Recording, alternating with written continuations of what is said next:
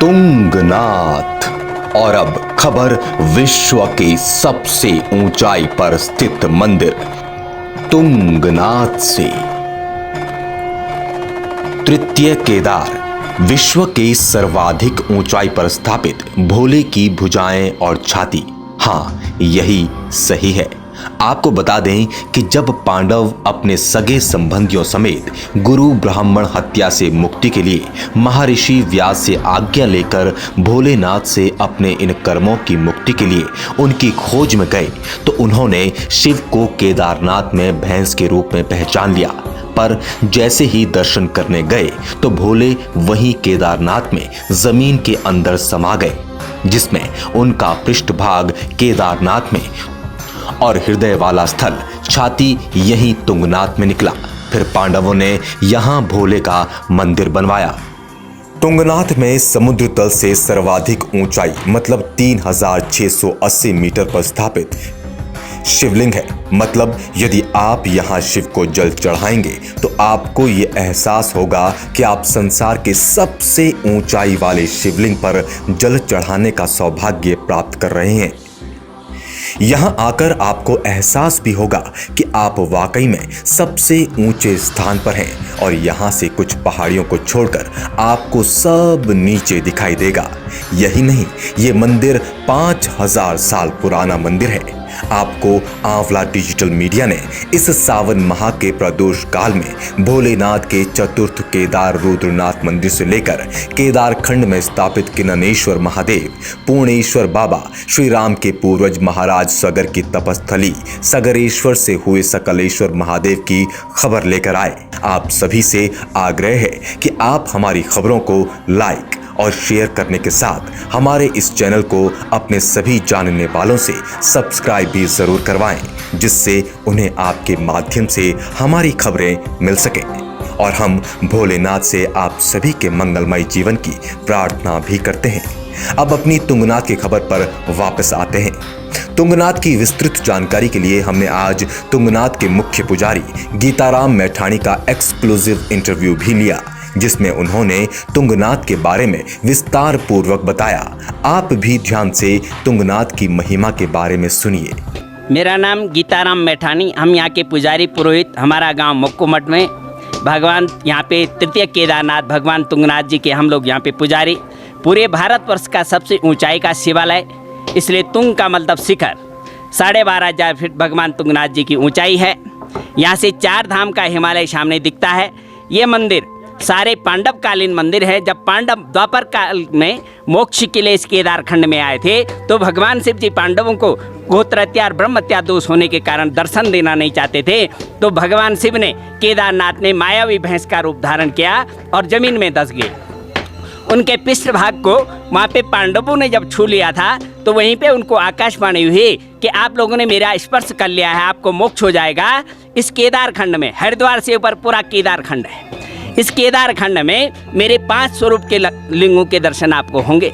तो केदारनाथ में भगवान का पृष्ठभाग का लिंग है, दूसरे हैं मध्यमेश्वर, भगवान का नाभि भाग का लिंग वहाँ पे है। जो दोनों की जो गद्दी है 12 महीने जो पूजा हुआ करती है वो उखी मठ में हुआ करती है। यहाँ पे तुंगनाथ जी तीसरे केदारनाथ के रूप में भगवान का लिंग यहाँ पे हृदय से 2 बाहु के स्वरूप में विराजमान है। यानी केदारनाथ के बाद तुंगनाथ जी के दर्शन जो कर लेता है, कहते हैं स्कंद पुराण केदारखंड मात्म में ऐसा वर्णन आया है, तो उसको पंच केदार की फल प्राप्ति हो जाती है, क्योंकि भगवान का मुख्य हृदय भाग तुंगनाथ जी में ही विराजमान है। यहाँ की गद्दी मक्कूमठ में है, 12 महीने वहाँ पूजा हुआ करती है। और यहाँ से 1 किलोमीटर पर चंद्रशिला चोटी है। कोई कहते हैं कोई चंद्र के तो नाम का राजा था, उसको जंगल में शेर ने मार लिया था। उसका मांस के लोभ में हड्डी जो है एक कौवा इस क्षेत्र में लाया, तो उसकी हड्डी यहाँ गिरने से उसको मोक्ष की प्राप्ति हुई। इसलिए अभी भी हमारे इस तुंगनाथ क्षेत्र के जितने लोग हैं यहाँ पे जो है अस्थि विसर्जन के लिए आते हैं। मरने के बाद घाट से अस्थि विसर्जन पिंडदान के लिए तुंगनाथ क्षेत्र में आते हैं। और यहाँ पे आकाश गंगा निकलती है, जहाँ पे पिंड तर्पण आदि पितरों के मुक्ति के लिए किया जाता है। ये आकाश गंगा कोई साधारण गंगा नहीं है। स्कंद पुराण केदारखंड मातम्य में सप्त ऋषियों के द्वारा तपस्या के द्वारा इस गंगा को उत्पन्न किया गया। भगवान तुंगनाथ जी से दो धाराएं निकलती हैं, एक तो मंदाकिनी में जाती है, एक अलकनंदा में जाती है। इस तरह से चौथे केदारनाथ रुद्रनाथ जी में भगवान का मुखमंडल और वहाँ की गद्दी गोपेश्वर में जो भगवान के मुख नीचे निकल गया था, वो चार मुख पशुपतिनाथ नेपाल, वो भी केदार ज्योतिर्लिंग के ही मुँह। कल्पेश्वर पंचम केदार, वहाँ पे भगवान का जटा स्वरूप का लिंग है। इस तरह से पांडवों ने इन पंच केदारों के दर्शन किए। उसके बाद जो है मुक्ति के लिए बद्रीनाथ बैकुंठ लोग, भू बैकुंठ जिसको कहा गया है, बद्रीनाथ के दर्शन के बाद वहीं से स्वर्गारोहणी से पांडवों को मुक्ति प्राप्त हुई। उसके बाद आदिगुरु शंकराचार्य ने सारे मंदिरों को 1250 वर्ष पहले भारत के जितने भी मंदिर हैं इनको खोजा और पुनर् ये मंदिर का जो ढांचा है, स्ट्रक्चर जो दिखाई दे रहा है, वो आदिगुरु शंकराचार्य के द्वारा निर्मित है। इसीलिए एक ही प्रकार का मंदिर का स्ट्रक्चर सब जगह हम लोगों को दिखाई देता है। और आदिगुरु शंकराचार्य ने हमारे भारत में सनातन धर्म को जोड़ने के लिए पूरे भारतवर्ष में 4 धाम बनाए। पहला धाम हमारा बद्रिकाश्रम जोशीमठ हिमालय में है, द्वारिका, जगन्नाथपुरी और रामेश्वरम। इस तरह से आदिगुरु शंकराचार्य ने 4 धाम बनाए और चारों धामों में 4 वेदों को पढ़ने की व्यवस्था की, जिससे हमारा पूरा भारतवर्ष एक दूसरे से सब लोग जुड़े रहे। ये आदिगुरु शंकराचार्य, उनको हम आज के युग में स्वयं शिव का ही अवतार मानते हैं। उन्हीं के वंशज अभी बद्रीनाथ के पुजारी हुआ करते हैं। इस तरह से केवल रुद्रनाथ और तुंगनाथ में ही लोकल ब्राह्मण यहाँ के पुजारी और पुरोहित हैं। बाकी पंच केदार में मधवेश्वर और केदारनाथ में कर्नाटक के लिंगायत लोग वहाँ के पुजारी हैं। इस तरह से भगवान तुंगनाथ जी का माध्यम मैंने आप लोगों के सम्मुख वर्णन किया। तुंगनाथ जी की विशेषता है, जो तुंगनाथ जी में एक बार आता है 2 बार तो आता ही आता है, और न जाने कितने लोगों को अपने साथ लेकर के और कितनी बार आता है। ये भगवान की विशेष महत्ता है। इनमें जो दृश्य दिखाई देता, प्रकृति पुरुषात्मकम जगत, जो वातावरण यहाँ पे सामने दृष्टिगोचर होता है, स्वयं प्रकृति भगवान के स्वरूप में दिखाई देती है। तो ये तुंगनाथ जी ही विशेष महत्ता है। तो का कल्याण हो। और इस कोरोना काल में मैं सबसे प्रार्थना करता हूँ, सब लोग अपने को बचाते हुए अपने विशेष करके उसमें रहें, अपने क्या बोलते हैं, सोशल डिस्टेंसिंग, मास्क आदि जो है पहने, और सभी को स्वस्थ होने की कामना हम करते हैं। बोलो तुंगनाथ बाबा की जय। हर महादेव। वहीं तुंगनाथ आए कई श्रद्धालुओं से भी हमने उनकी श्रद्धा और आस्था के बारे में पूछा, जो इस कोरोना के सबसे बुरे दौर में भी कई गुनी उनके अंदर प्रभावित हो रही थी। आप भी सुनिए भक्तों ने हमें अपनी भक्ति से कैसे रूबरू करवाया। नागों का नाथ स्वामी तुंगेश्वर महेशा। मेरा शुभ नाम बबली। अच्छा, ये तुंगनाथ आके कैसा लग रहा है आपको? अच्छा लग रहा है, चढ़ाई तो बहुत है लेकिन बहुत अच्छा लग रहा है पहुँच के। कितनी बार आए हैं आप तुंगनाथ? आज तो मैं पहली बार आ रही हूँ। अच्छा, दर्शन वगैरह हो रहे हैं? हाँ, दर्शन वगैरह हो रहे हैं बहुत अच्छी तरह से। ये आपका शुभ नाम क्या है? श्रीमती शांति देवी। अच्छा, कैसा लग रहा है तुंगनाथ आकर? बहुत अच्छा लग रहा है यहाँ की। कितनी बार आए हैं आप तुंगनाथ? 2 बार। अच्छा, चढ़ाई कितनी लगी? लगी थोड़ा बहुत। अब बाबा के दर्शन हुए? हाँ जी। बोलो तुंगनाथ भगवान की जय। ये आपका शुभ नाम क्या है? मेरा नाम पारस है। मेरा नाम ये प्रवीण है। ये शशि जी हैं, हम श्रीनगर से आए हुए हैं, फर्स्ट टाइम आए हैं। जी, बहुत अच्छा, बहुत ही अच्छा, बहुत ही अच्छा। रास्ते में हम देख रहे थे कि यहाँ की जो स्टोरी है, चंद्रशिला 4 किलोमीटर जो है, और अभी ये तुंगनाथ जहाँ पे हम हैं, तो तुंगनाथ जो है तृतीय केदार में, पंच केदार है ना यहाँ पे अपने गढ़वाल में, तो तृतीय केदार हैं अपने तुंगनाथ। और चंद्रशिला का महत्व है कि वहाँ पे जब चंद्रमा को कोई क्षय रोग था, ऐसा लिखा हुआ है नीचे बोर्ड पे, तो उनको जो क्षय रोग था तो उन्होंने तपस्या की थी यहाँ पे, उससे होने, तो उसका महत्व है चंद्रशिला का। आप कितनी बार आए तुंगनाथ? मेरा फर्स्ट टाइम है। First time? मेरा कैसा फर्स्ट लगा टाइम आके? बहुत अच्छा, बहुत अच्छा अनुभव है। जयकारा लगा दीजिए। हर हर महादेव, जयकारा वीर बजरंगी, हर हर महादेव। ये आपका शुभ नाम क्या है? मेरा शुभ नाम महेंद्र सिंह नेगी। आपके साथी कौन है? ये मेरे निजी दोस्त हैं जितेंद्र पवार जी। ये कहाँ से आए हैं आप लोग? हम रांची उखीमठ से आए हैं। अच्छा, कैसा लगा यहाँ का? बहुत अच्छा लगा।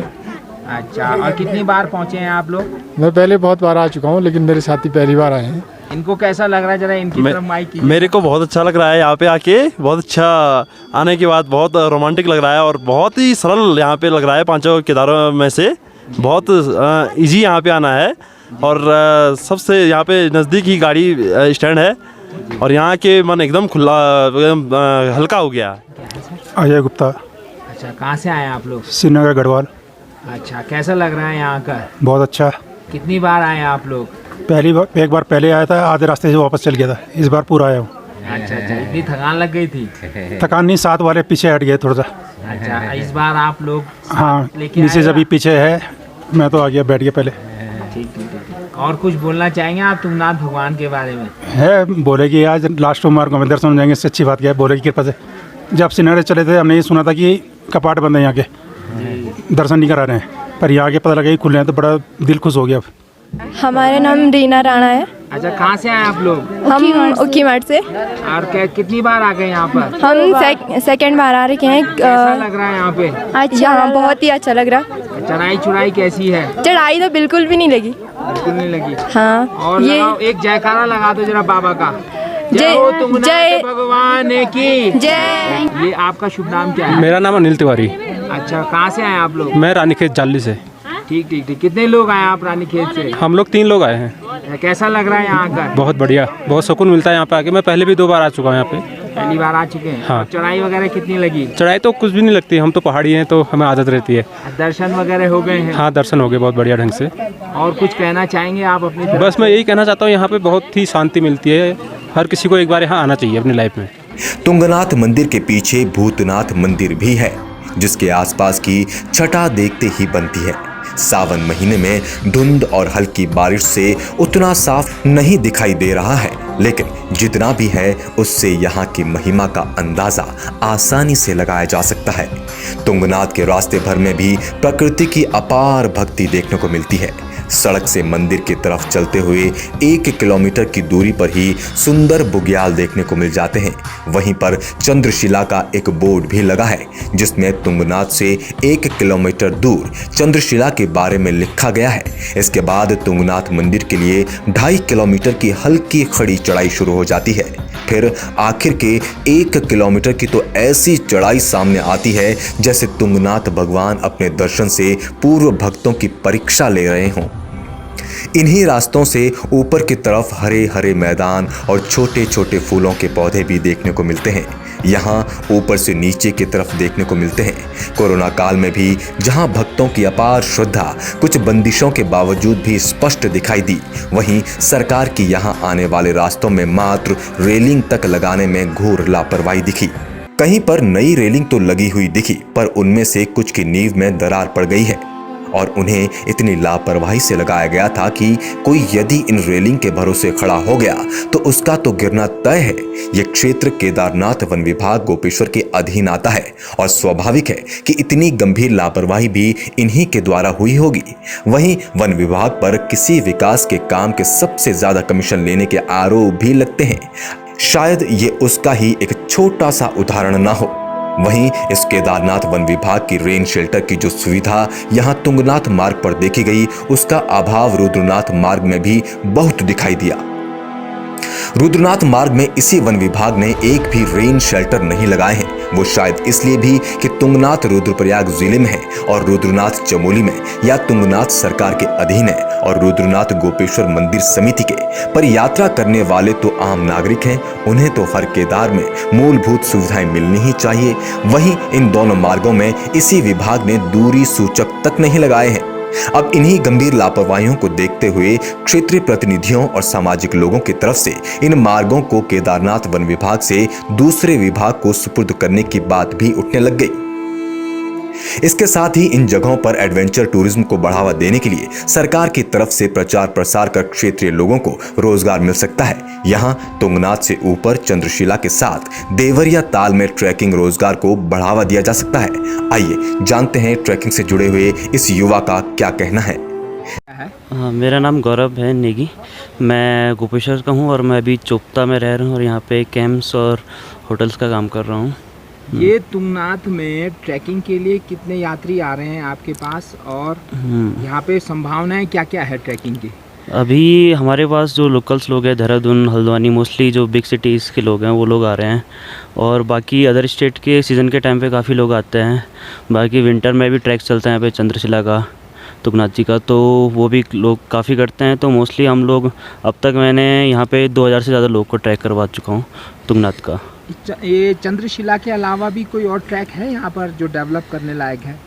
यहाँ पे एक देवरा ताल का ट्रैक है, तो 2.5 किलोमीटर के आसपास का वो ट्रैक है, तो काफ़ी आसान और सही ट्रैक है वो, तो वहाँ पे कोई भी जा सकता है। और इसके आगे फिर केदारनाथ जी का है, फिर मधवेश्वर का ट्रैक है, फिर आगे रुद्रनाथ जी का ट्रैक है।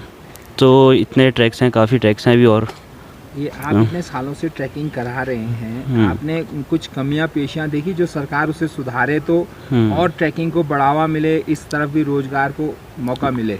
हाँ, गवर्नमेंट अभी तो टूरिज्म डिपार्टमेंट भी काफ़ी सपोर्ट करता है इन सब एडवेंचर एक्टिविटीज़ के लिए, बट फिर भी कहीं ना कहीं स्पॉन्सर और प्रमोशन कराने में हम लोग को काफ़ी दिक्कतें आती हैं, और प्रॉपर कहीं पे परमिशन का इशू हो जाता है। तो एक प्रॉपर गाइडलाइन नहीं बनी है अभी ट्रैकिंग कंपनी के लिए, जो बननी चाहिए अच्छे से, जिसमें सारी फैसिलिटीज़ मिलें, ऊपर रहना, ऊपर खाना पीना जो भी है। तो वर्तमान में ये परमिशन वाली कौन डिपार्टमेंट देख रहा है? ये सब टूरिज्म डिपार्टमेंट से चलता है। ये DF जैसे केदारनाथ का एरिया है, सेंचुरी एरिया, यहाँ पे ट्रैकिंग के लिए भी टूरिज्म से परमिशन लेनी पड़ती है वन विभाग से? हाँ, किसी भी सेंचुरी एरिया में एंट्री करने के लिए एंट्री चार्जेस पड़ते हैं, 150 रुपये पर पर्सन है। तो और बाकी किसी ट्रैक्स पे नहीं रहता है, मोस्टली सारे ट्रैक्स वाइल्ड लाइफ एरिया में आते हैं, सेंचुरी एरिया में आते हैं, तो वहाँ पे परमिशन रहती है। ये रोजगार के दृष्टि से अगर इस ट्रैक रूट को देखा जाए तो इसमें कितनी संभावनाएं आपके ख्याल से छिपी हुई है? यहाँ पे काफ़ी संभावना है, काफ़ी लोग अपना काम कर सकते हैं। यहाँ पे रेंट गियर दे सकते हैं आप लोग, इक्विपमेंट्स रेंटल कर सकते हैं, और ट्रैक्स गाइडिंग का करवा सकते हैं। यहाँ पे जिप लाइन बन सकती है यहाँ पे, तो काफ़ी कुछ एडवेंचर का यहाँ पे काम हो सकता है। ब्यूरो रिपोर्ट, आंवला न्यूज, तृतीय केदार तुंगनाथ। YouTube चैनल को सब्सक्राइब और Facebook पेज को फॉलो करना ना भूलें, जिससे आपको मिलती रहे हमारी खबरें सबसे पहले।